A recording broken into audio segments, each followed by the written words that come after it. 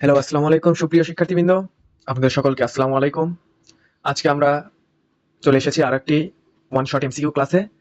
আজকের one shot MCQ class হচ্ছে আমাদের কর্মমুখী রসায়নের কবির স্যারের বইয়ের অনুশীলনী প্রশ্ন সলভ। তো আর কথা না বাড়িয়ে তাহলে শুরু করা যাক। আমাদের প্রথম প্রশ্ন, শরীরে প্রোটিনের কাজ কোনটি? শরীরে প্রোটিনের কাজ হচ্ছে আমাদের শক্তি যোগায় প্রোটিন, টিস্যু বৃদ্ধি ও সংরক্ষণ। হ্যাঁ, এটাও প্রোটিনের কাজ। আর প্রাণ রাসায়নিক প্রক্রিয়ায় শরীরের রক্ষণ। হ্যাঁ, এটা আমাদের প্রোটিনের কাজ। তাহলে আমাদের সঠিক অ্যান্সার হবে ১, ২ ও ৩।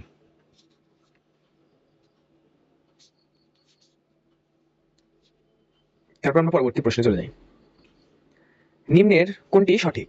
সবুজ সবজিতে ফলিক অ্যাসিড থাকে। সবুজ সবজিতে ফলিক অ্যাসিড থাকে, এটা সঠিক। ভিটামিন বি এর অভাবে রাতকানা রোগ হয়, এটা সঠিক নয়। ভিটামিন এ এর অভাবে রাতকানা রোগ হয়। তাহলে আমাদের সঠিক উত্তর হবে ১ ও ৩। এরপরের প্রশ্ন চলে যাচ্ছি। গ্লাইকোসাইডিক গ্লাইকোসাইডিক বন্ধন উপস্থিত নিম্নের কোন বস্তুর উপাদানে? গ্লাইকোসাইডিক বন্ধন উপস্থিত হচ্ছে আমাদের ভাতে ও হচ্ছে পাউরুটিতে। ১ আর ৩। এখানে তোমরা ব্যাখ্যাটা পড়ে নিতে পারবে। ব্যাখ্যা পড়ে নিলে আশা করি তোমাদের জন্য সহজ হবে। তবে ৪ নম্বর প্রশ্ন, স্নেহ জাতীয় পদার্থ উপস্থিত আছে। স্নেহ জাতীয় পদার্থ উপস্থিত থাকে হচ্ছে নারিকেল ও বাদামে, কারণ কমলাতে স্নেহ জাতীয় পদার্থ উপস্থিত থাকে না। তো আমাদের সঠিক উত্তর হবে ২ ও ৩।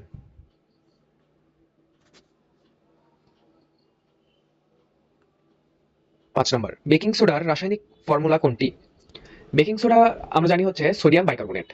এটা হচ্ছে বেকিং সোডা নামে আমরা পরিচিত। তাহলে রাসায়নিক ফর্মুলা হচ্ছে তোমার Na2CO3, মানে NaHCO3। আর Na2CO3 হচ্ছে তোমাদের এই নাম্বারটা, এটা হচ্ছে কাঁচার সোডা, কাপড় কাঁচার সোডা। এই কথাটা মাথায় রাখবে। তাহলে আমাদের সঠিক উত্তর গ নাম্বার। নিচের কোনটি প্রিজারভেটিভ রূপে ব্যবহৃত হয়? প্রিজারভেটিভ রূপে আমাদের ব্যবহৃত হয় হচ্ছে সোডিয়াম বেনজয়েড, ঘ নাম্বার। কোনটি প্রাকৃতিক খাদ্য সংরক্ষক? প্রাকৃতিক খাদ্য সংরক্ষক হচ্ছে আমাদের NaCl, খাবার লবণ।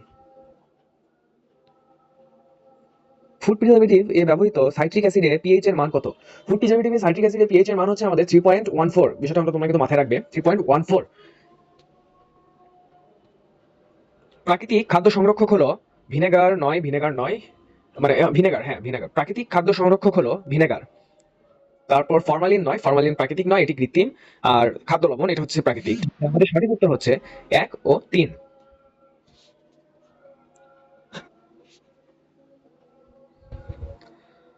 কাঁচা খাদ্যদ্রব্য সহজে পচনশীল কারণ, কাঁচা খাদ্যদ্রব্য সহজে পচনশীল হওয়ার কারণ হচ্ছে এই তিনটাই: আর্দ্রতা থাকে, অণুজীব জন্মায়, চারিদিকে দূষণের জন্য।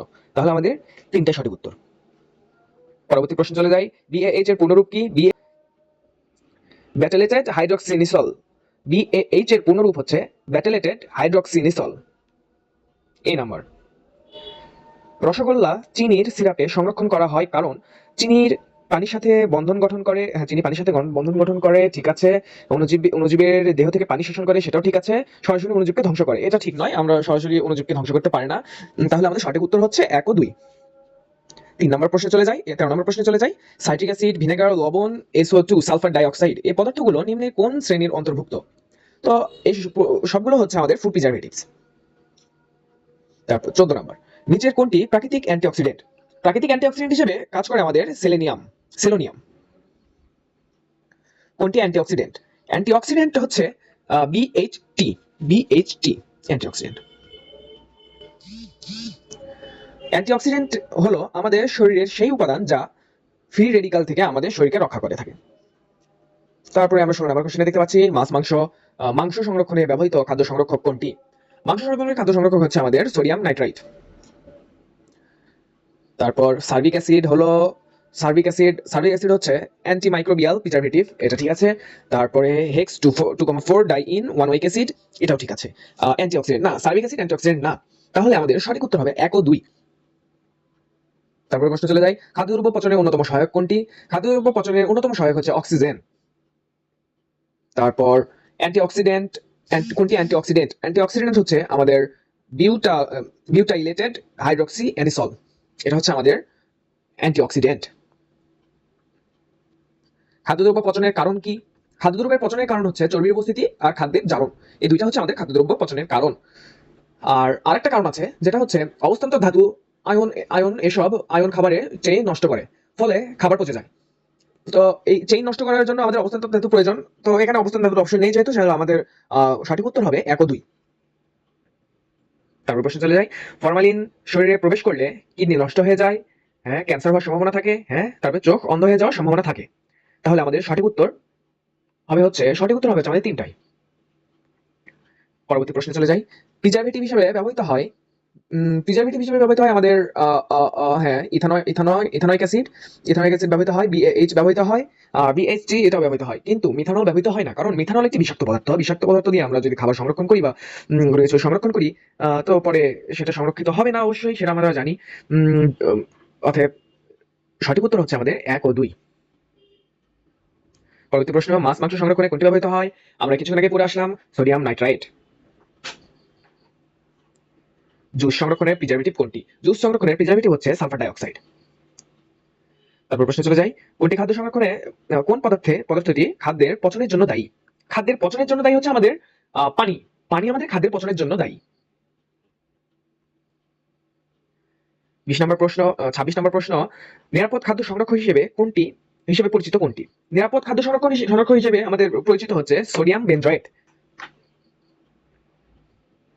অ্যান্টিঅক্সিডেন্টের কাজ হলো আমাদের খাদ্যের জারণ বিক্রিয়া মন্থর করা, অণুজীব ধ্বংস করা নয়, পানি শোষণ করা এটাও নয়। তাহলে আমাদের সঠিক উত্তর 1। নিচে কোন উপাদান দ্বারা খাদ্য সংরক্ষণ পদ্ধতিকে কিউরিং বলে?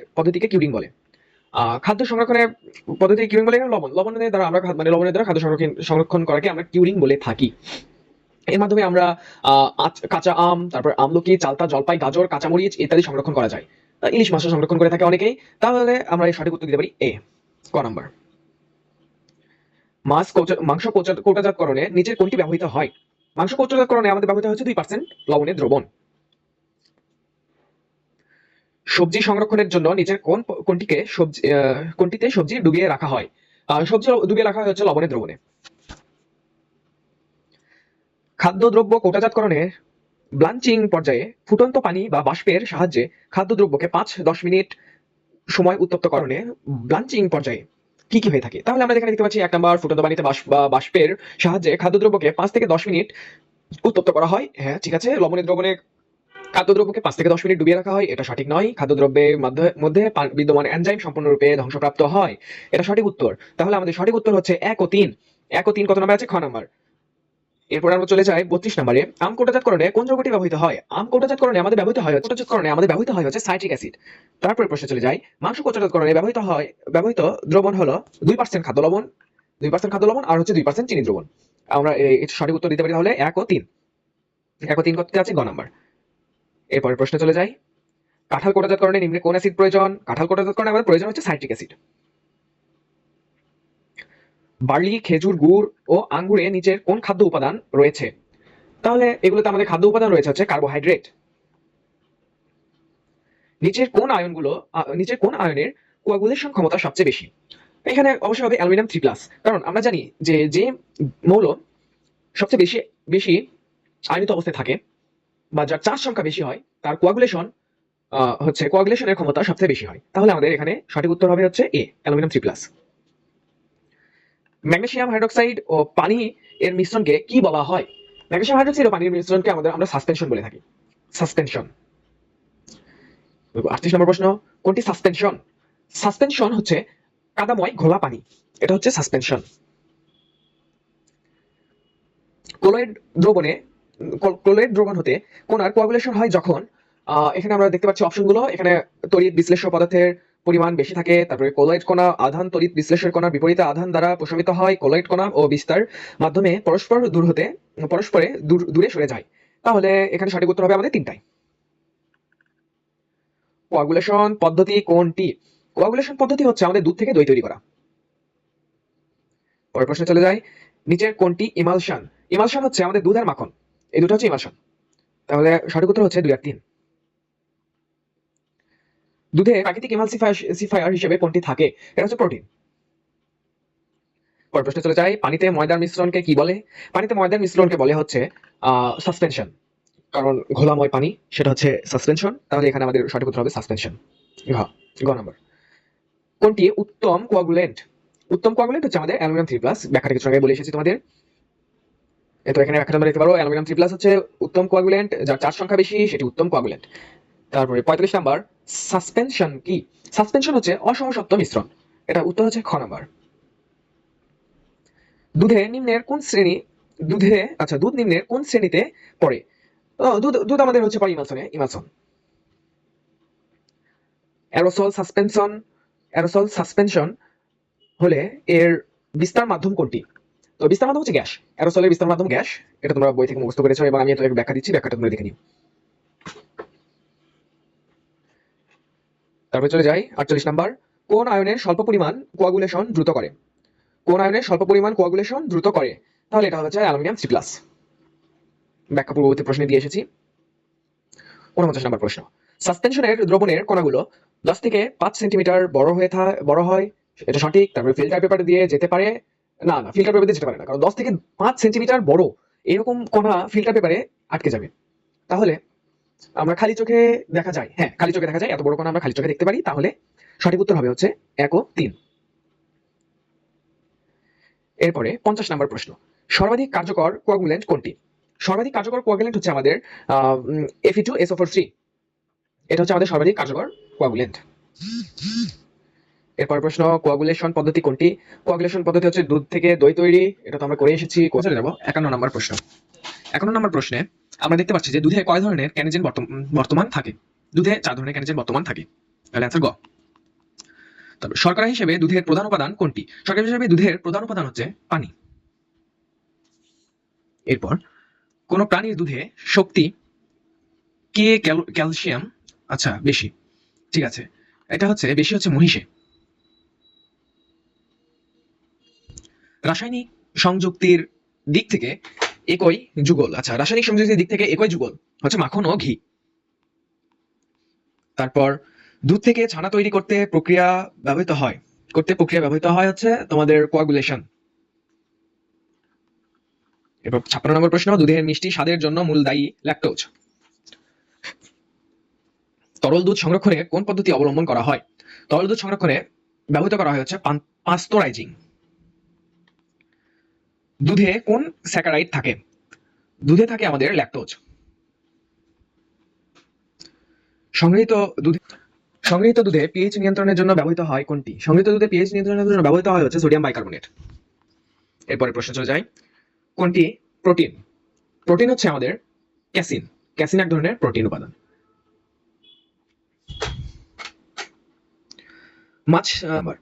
মাখনকে পানিমুক্ত করা হয় কোন পদ্ধতিতে?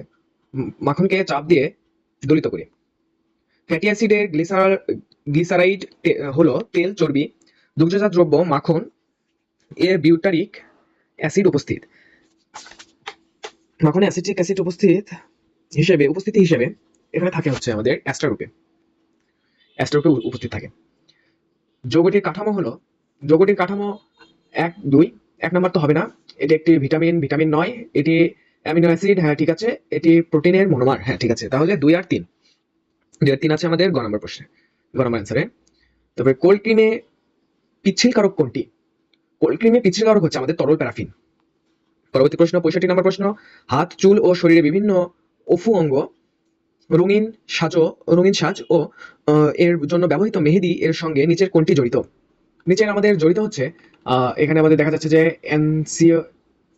এসেনসিয়াল তৈল, তারপরে হচ্ছে হেনা গাছ, আর হচ্ছে লাসন যৌগ। তাহলে এখানে আমাদের এসেনসিয়াল যৌগ এখানে সামঞ্জস্যপূর্ণ নয়, আমাদের এখানে সামঞ্জস্যপূর্ণ হচ্ছে হেনা গাছ আর হচ্ছে লাসন যৌগ। তাহলে আমাদের সঠিক উত্তর হচ্ছে 2 আর 3। এরপরে ট্যালকম পাউডার পিচ্ছিল কারক হিসেবে ব্যবহৃত হয়। ট্যালকম পাউডার পিচ্ছিল কারক হিসেবে ব্যবহৃত হয় আমাদের জিঙ্ক স্টেরয়েড, তারপরে ম্যাগনেসিয়াম স্টেরয়েড আর ম্যাগনেসিয়াম সিলিকেট, তিনটাই। এরপর প্রশ্ন চলে যায়, কোনটি কোল্ড ক্রিমে লুব্রিকেটিং এজেন্ট হিসেবে ব্যবহৃত হয়? লুব্রিকেটিং এজেন্ট হিসেবে আমাদের ব্যবহৃত হচ্ছে তরল প্যারাফিন। এরপরে বেবি পাউডারে কোনটি অ্যান্টিসেপটিক হিসেবে অ্যান্টিসেপটিক হিসেবে কাজ করে? Boric acid. এরপর আমরা যেতে পারি উচ্চতর ফ্যাটি অ্যাসিডের সোডিয়াম লবণ হচ্ছে আমাদের সাবান। তারপরে বিষনাশক ও জীবাণুনাশক কোনটি? বিষনাশক ও জীবাণুনাশক হচ্ছে এখানে আমাদের গোলাপ জল, লিসিথিন আর গোলাপ জল হচ্ছে আমাদের বিষনাশক ও জীবাণুনাশক। নিচের কোনটি ময়শ্চারাইজার রূপে আফটার শেভ লোশনে ব্যবহৃত হয়? ময়শ্চারাইজার হিসেবে আফটার শেভ লোশনে ব্যবহৃত হয় হচ্ছে গ্লিসারল।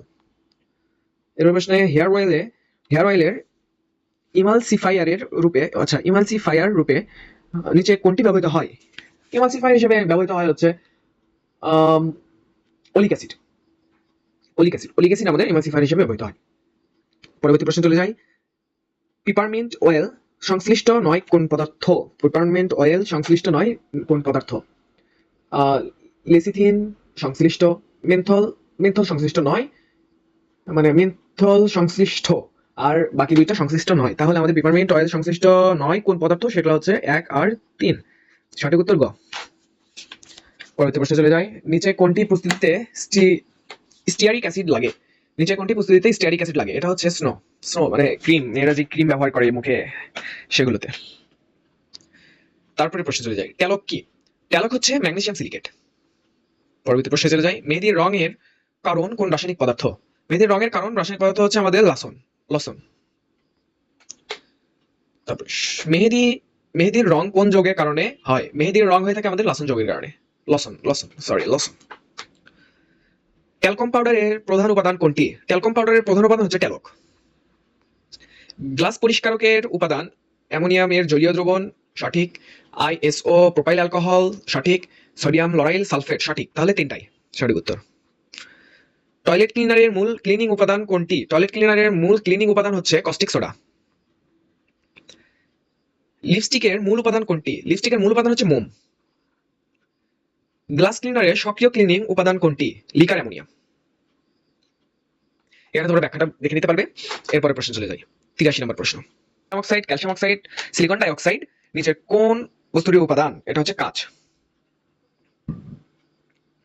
গ্রিজ অপসারণের জন্য টয়লেট ক্লিনারে ব্যবহার করা হয় নিচের কোনটি? গ্রিজ অপসারণের জন্য টয়লেট ক্লিনারে ব্যবহৃত করা হচ্ছে সোডিয়াম হাইড্রোক্সাইড। এরপর প্রশ্ন চলে যায়। গ্লাস ক্লিনারে ব্যবহৃত রাবিং অ্যালকোহল কোনটি? রাবিং অ্যালকোহল আমরা বলি হচ্ছে আইসোপ্রোপাইল অ্যালকোহলকে। টয়লেট ক্লিনারে প্রধান উপাদান কোনটি? টয়লেট ক্লিনারের প্রধান উপাদান হচ্ছে কস্টিক সোডা। টয়লেট ক্লিনারের মূল উপাদান কোনটি? টয়লেট ক্লিনারের মূল উপাদান হচ্ছে আমাদের সোডিয়াম হাইড্রোক্সাইড, এটি মূলত কস্টিক সোডা। গ্লাস ক্লিনারের মূল উপাদান কোনটি? গ্লাস ক্লিনারের মূল উপাদান হচ্ছে অ্যাকুয়া অ্যামোনিয়া। গ্লাস ক্লিনার ও টয়লেট ক্লিনারে ব্যবহৃত সারফেস টেন্ট এর থাকে ডিটারজেন্ট বৈশিষ্ট্য, পৃষ্ঠতল সক্রিয়তা, জীবাণুনাশক ক্ষমতা। তাহলে এখানে আমাদের সঠিক উত্তর হচ্ছে 1 আর 2, জীবাণুনাশক ক্ষমতা থাকে না।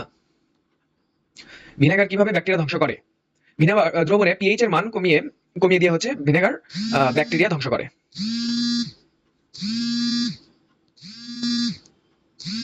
তাহলে আমরা পরবর্তী প্রশ্ন চলে যাই। ভিনেগার কিভাবে ব্যাকটেরিয়া ধ্বংস করে? ভিনেগার ব্যাকটেরিয়া ধ্বংস করে হচ্ছে দ্রবণে পিএইচ এর মান কমিয়ে দিয়ে।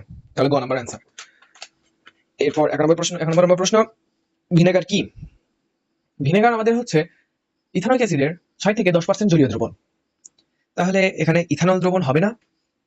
তাহলে এখানে সঠিক উত্তর হচ্ছে 2 নাম্বার। আর 3 নাম্বার এটি প্রিজারভেটিভস, এটা তাহলে 2 আর 3। 92 নম্বর প্রশ্ন। এখানে আমাদের দেখতে পাচ্ছি চিনির সংকেত দেওয়া আছে C12, H22 ও 11। এটার সাথে পানি যোগ করছে। পানি যোগ করার ফলে আমাদের গ্লুকোজ আর ফ্রুক্টোজ তৈরি হয়েছে। বিক্রিয়াতে প্রভাবক হিসেবে কোনটি কাজ করে? বিক্রিয়াতে প্রভাবক হিসেবে কাজ করে হচ্ছে খনিজ অ্যাসিড। ভিনেগার সংশ্লিষ্ট তথ্য সমূহ হলো, ভিনেগার সংশ্লিষ্ট তথ্য সমূহ আমাদের এর পিএইচ হচ্ছে 4.74, ব্যাকটেরিয়া বৃদ্ধিতে বাধা দেয়, হ্যাঁ ঠিক আছে। তারপরে পিকলিং প্রক্রিয়ায় সবজি সংরক্ষণ সম্ভব, এটাও ঠিক আছে। প্রোটিনের বিয়োজন সহজ করে, এটাও ঠিক আছে। তাহলে সঠিক উত্তর 3টাই। এবার পরের প্রশ্নে চলে যাই। 94 নম্বর। ভিনেগার ইথানোয়িক অ্যাসিডের শতকরা পরিমাণ কত? ইথানোয়িক অ্যাসিডের সক্রিয় পরিমাণ হচ্ছে 6 থেকে 10%। এরপরের প্রশ্ন। মল্ট দ্রবণে নিচের কোনটি আছে? মল্ট দ্রবণে আছে হচ্ছে আমাদের ভিনেগার। গ্লুকোজ থেকে ইথানল তৈরিতে নিচে কোন এনজাইমটি ব্যবহৃত করা হয় হচ্ছে আমাদের জাইমেজ এনজাইম। 10% জলীয় দ্রবণে ইথানলের এনজাইকৃত জারণ দ্বারা জলীয় দ্রবণে ইথানোয়িক অ্যাসিড তথা ভিনেগার বা সিরকা উৎপাদন হয়। এটি আচার তৈরিতে বা খাদ্য প্রক্রিয়াকরণে ব্যবহৃত হয়, ঠিক আছে। নিচের কোনটি নিম্নে কোনটি ভিনেগার? ঠিক আছে, নিম্নের হচ্ছে ভিনেগার হচ্ছে আমাদের তাহলে ইথানোয়িক অ্যাসিডের 6 থেকে 10% জলীয় দ্রবণ। ভিনেগার তৈরিতে নিচের কোনটির জলীয় দ্রবণ ব্যবহৃত হয়? ভিনেগার তৈরিতে আমাদের অ্যাসিটিক অ্যাসিডের জলীয় দ্রবণ ব্যবহৃত হয়। গ্লুকোজের আণবিক সংকেত C6H12O6 এটি কি? এটি হচ্ছে এক ধরনের কার্বোহাইড্রেট। এরপরে প্রশ্ন চলে যাই। এখানে ইনভার্টেড এনজাইম ব্যবহার করা হয়েছে, চিনি, পানি। এরপর গ্লুকোজ তৈরি হবে এ নাম্বার, আর ফ্রুক্টোজ তৈরি হবে। এ হচ্ছে গ্লুকোজ থেকে আমাদের তৈরি হবে হচ্ছে এখান থেকে আমাদের তৈরি হবে মানে এ তো আমাদের গ্লুকোজ, এখানে কি বলছে সমস্যা নাই। গ্লুকোজ থেকে আমাদের তৈরি হবে হচ্ছে ইথানল। তাহলে এই যৌগটির নাম হচ্ছে আমাদের গ্লুকোজ, গ নাম্বার। 101 নম্বর প্রশ্ন, এখানে আমাদের বিতার তৈরি হবে হচ্ছে ইথানোয়িক অ্যাসিড। তারপর 102 নাম্বার হচ্ছে 102 নাম্বার হবে হচ্ছে আমাদের 1 আর 2। ঠিক আছে, পড়ে নিও। 103, গ্লুকোজ থেকে অ্যালকোহল তৈরিতে ব্যবহৃত এনজাইম কোনটি? গ্লুকোজ থেকে অ্যালকোহল তৈরিতে ব্যবহৃত এনজাইম হচ্ছে জাইমেজ এনজাইম। 104 নাম্বার হচ্ছে সমমোলার গ্লুকোজ ও ফ্রুক্টোজের দ্রবণকে কি বলে? সমমোলার গ্লুকোজ ও ফ্রুক্টোজের দ্রবণকে আমরা বলি হচ্ছে ইনভার্ট সুগার। তারপর কুইক ভিনেগার প্রস্তুতিতে কোনটি ব্যাকটেরিয়ার বৃদ্ধিতে সহায়তা করে? ব্যাকটেরিয়ার বৃদ্ধিতে সহায়তা করে হচ্ছে আমাদের অ্যামোনিয়াম সালফাইড। Ammonium sulphide. এরপরে প্রশ্ন চলে যায় অঙ্কুরিত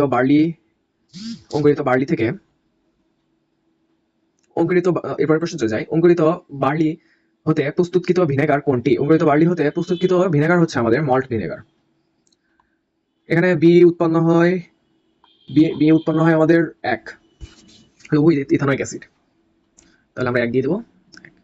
এখানে বিক্রিয়াটা আমরা দেখে নিও। গাজন প্রক্রিয়ায় কোন পরিবর্তন ঘটে? গাজন প্রক্রিয়ায় আমাদের গ্লুকোজ থেকে ইথানল এটাই আমাদের পরিবর্তন ঘটে, আর বাকিগুলো দেখতেছি সঠিক নয়। তাহলে আমাদের সঠিক উত্তর 1। ভিনেগার ব্যাকটেরিয়া ধ্বংস করে, সঠিক। তারপরে হাইড্রোজেন বন্ধন গঠন করতে পারে, এটাও সঠিক। তীব্র অম্ল নয়। তাহলে সঠিক উত্তর 1 ও 2। সিরকা কি? সিরকা অ্যাসিটিক অ্যাসিডের 6 থেকে 10% জলীয় দ্রবণ। খাদ্যের পিএইচ এর সমতা বজায় রাখে, ফুড প্রিজারভেটিভ। তো খাদ্যের পিএইচ এর সমতা বজায় রাখে, এটা সঠিক নয়। সঠিক উত্তর হচ্ছে 1 ও 3, কারণ পিএইচ এর মান হচ্ছে নির্দিষ্ট নয় বা ধ্রুব নয়। ভিনেগার খাদ্য সংরক্ষণ করে অ্যাসিডিক পরিবেশ তৈরির মাধ্যমে ব্যাকটেরিয়ার অ্যাক্টিভ সাইট নষ্ট করে, তারপর হচ্ছে কিলেটিং এজেন্ট হিসেবে কাজ করে। এখানে কিলেটিং এজেন্ট হিসেবে ভিনেগার কাজ করে না। তাহলে আমাদের সঠিক উত্তর 1 ও 2, ক নাম্বার। এরপরের প্রশ্নে চলে যাই। ভিনেগার একটি ফুড প্রিজারভেটিভ হিসেবে ব্যবহৃত হয় কারণ এর দ্রবণে পিএইচ এর সাথে থেকে কম, যা অম্লীয় হওয়ায় অণুজীবদের জন্ম ও বিস্তারের জন্য সহায়ক নয়।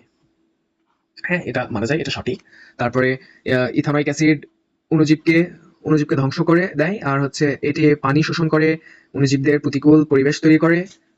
আচ্ছা, অণুজীবদের প্রতিকূল পরিবেশ তৈরি করে তা নয় অবশ্য। তাহলে আমাদের সঠিক উত্তর 1 ও 2। কোন যৌগ থেকে সহজে ভিনেগার প্রস্তুত করা যায়? এখানে দেখা যাচ্ছে আখের রস, আলু, খেজুর রস, ইথানল থেকে আমাদের সহজে ভিনেগার প্রস্তুত করা যায়। ভিনেগার প্রস্তুতিতে ইস্টের বৃদ্ধিতে সহায়তা করতে ব্যবহৃত হয়। এখানে সহায়তা করতে ব্যবহৃত হয় হচ্ছে আমাদের 1 ও 2। এর মাধ্যমে আমাদের আজকের ওয়ান শট এমসিকিউ ক্লাস শেষ হলো। তোমাদের কারো কোনো সমস্যা থাকলে কমেন্টে জানাবে, আমি তাদের সমস্যার ব্যাখ্যা দেওয়ার চেষ্টা করব। আজকের ক্লাস এই পর্যন্তই। আল্লাহ হাফেজ।